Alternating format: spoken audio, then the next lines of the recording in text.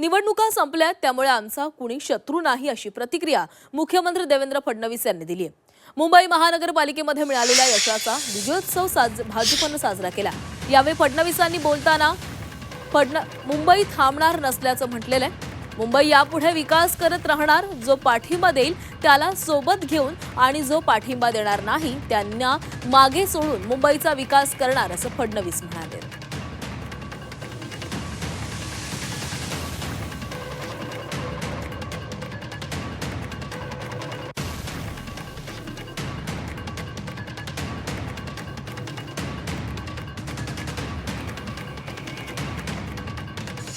मी एक गोष्ट अजून सांगतो, निवडणुका संपल्या, आमचा कोणीही शत्रू नाही।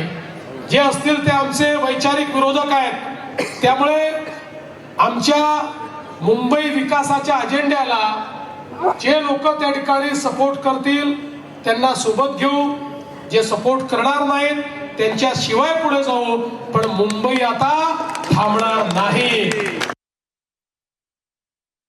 या मुंबईतनं यापुढे एकही मराठी माणूस मुंबई बाहेर जाणार नाही, हा जो आमचा अजेंडा आहे। या मुंबईत गरीब लोक, झोपडपट्टीत राहणारे लोक, चाळीत राहणारे लोक, पगडी पद्धतीने राहणारे लोक, अशा सगळ्या लोकांना घर देण्याचा जो आमचा अजेंडा आहे। या मुंबईतल्या लोकांचं जीवन हे सुकर झालं पाहिजे, या मुंबईतली हवा ही देखील शुद्ध झाली पाहिजे, असा जो सगळा आमचा अजेंडा आहे।